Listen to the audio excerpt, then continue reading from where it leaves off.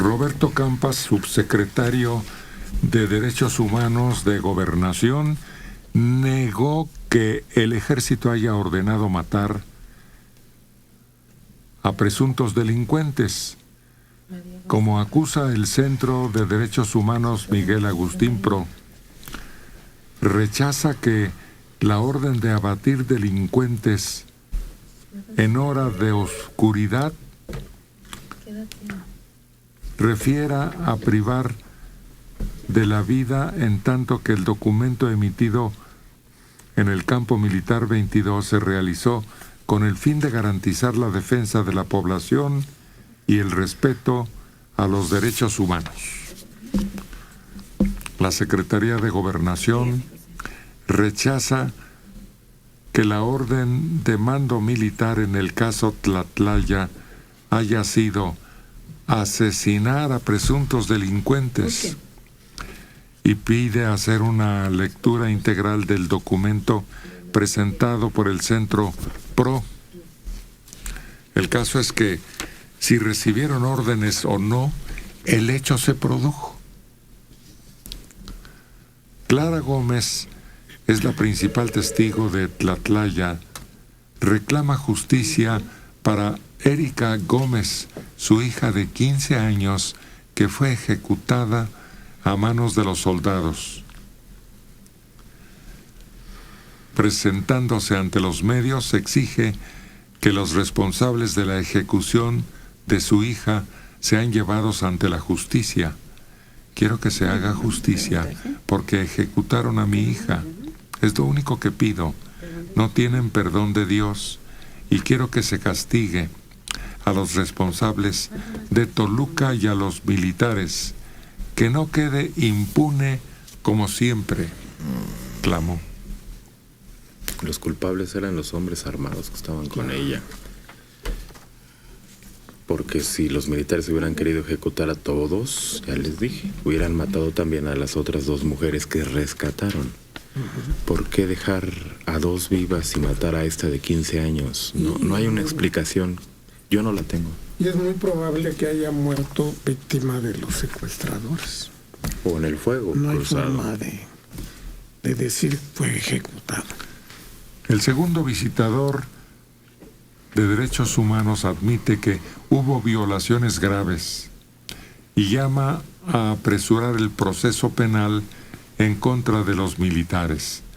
A un año del caso Tlatlaya, la comisión reconoce la necesidad de que se termine el proceso contra 7 militares acusados del homicidio de 8 de 22 civiles en aquello que ocurrió el 30 de junio de 2014. Enrique Guadarrama López es el segundo visitador general de derechos. Expuso que para la investigación si usó el ejército métodos de violaciones graves, ahora está en el ámbito del Poder Judicial determinar responsabilidad penal de las personas inculpadas. Claro. La orden para los militares de Tlatlaya fue contundente: abatir delincuentes en horas de oscuridad, ya que el mayor número de delitos se comete en ese horario. Es lo que dice el Centro de Derechos Humanos Miguel Agustín Pro, que iban con la orden de abatirlos por ser el hecho en un momento nocturno. ¿Pero qué prueba tiene él de que así fue la orden? ¿O fue otra? ¿O fue... ¿Quién le da a él la información de que esa es la orden? ¿Un comandante de un orden verbal? No existen las órdenes verbales en ese aspecto. Lo que extraña es que a tanto tiempo transcurrido todavía se siga discutiendo imprecisiones. Sobre todo porque eso es lo que está discutiendo ahora el general. ¿No sacan a cumplir o a medio cumplir? Vamos a suponer que sí les dieron la orden de abatir. Bueno, pues para eso entonces los pusieron. Están cumpliendo una falta de seguridad, una falta de policía. ¿No los pusieron para eso? De todos modos abatieron a los criminales. Y esa sí fue una orden al ejército. Y la pregunta, ¿eran o no criminales? Creo que está muy claro que sí eran criminales. A 1 año de distancia y no podemos salir de eso. No, porque como hay una motivación política, que es involucrar al ejército en un acto en una atrocidad, pues no van a cesar, va a seguir la acusación, van a encontrar quien acuse, quien diga, y no va a acabar, pero las investigaciones pues, van a señalar quién es quién. Los 4 policías ministeriales que el pasado miércoles fueron recluidos en un penal en Almoloya por su responsabilidad en el delito de tortura en el caso Tlatlaya, recuperaron su libertad la madrugada de este jueves.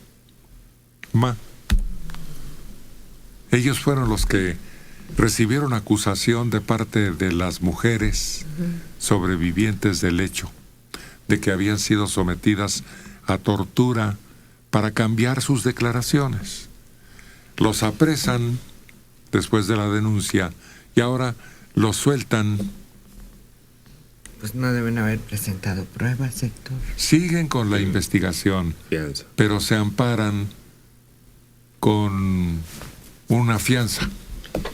Porque el término tortura, que las amarraron a una tabla y las azotaron o las bañaron con agua o las amenazaron. Es que es todo ese rango. Que no está establecido porque llevamos investigando 1 año. Pero es que si investigáramos lo que tú decías, quién es quién, pasó en Ayotzinapa. Aquí está la investigación, dijo el procurador, esto es lo que pasó. Y ya, la investigación está bien hecha, la de Ayotzinapa. Entonces aquí está, aquí deberían de hacer una investigación, esta es la investigación. Sobre eso, luego platicamos. Ayotzinapa y Tlatlaya no son incidentes aislados en México, sino que son de un patrón más amplio de graves violaciones a los derechos humanos.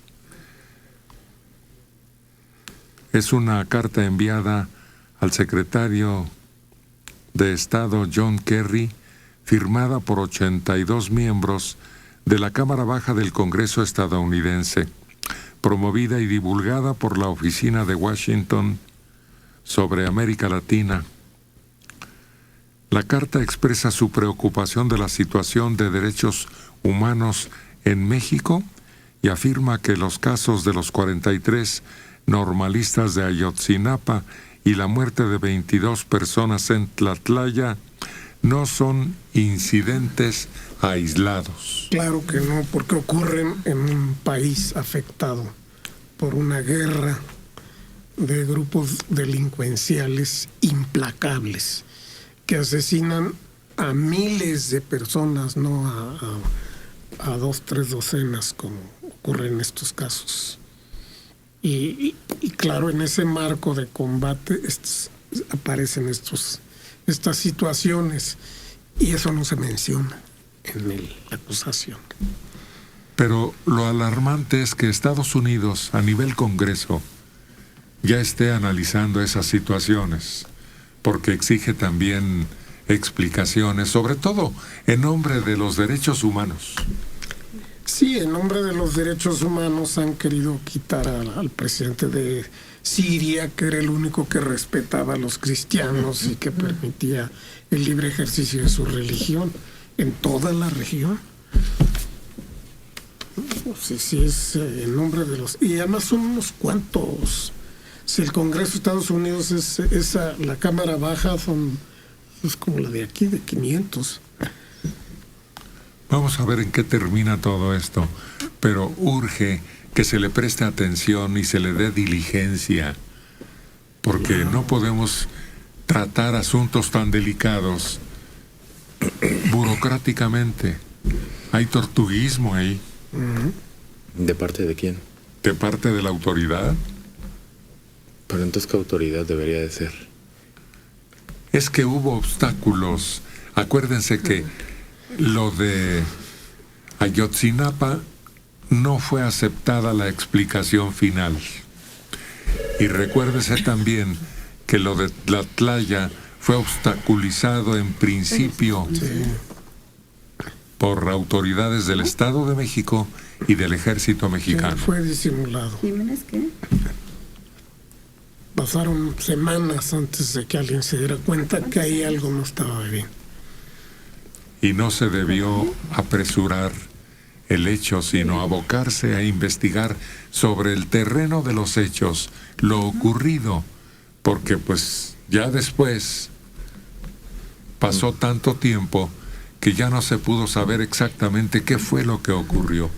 Y a pesar de haber testigos oculares, se presume, en cuanto a las mujeres afectadas, no se les tomó en cuenta su opinión, sino que se les torturó, dicen ellas, para que cambiaran su relato de los hechos. Porque aquí estamos viendo a las mujeres que dicen que torturaron a los familiares de los hombres que estaban armados dentro de la bodega, pero le hemos hecho poco caso a los familiares de los militares, a los amigos de los militares.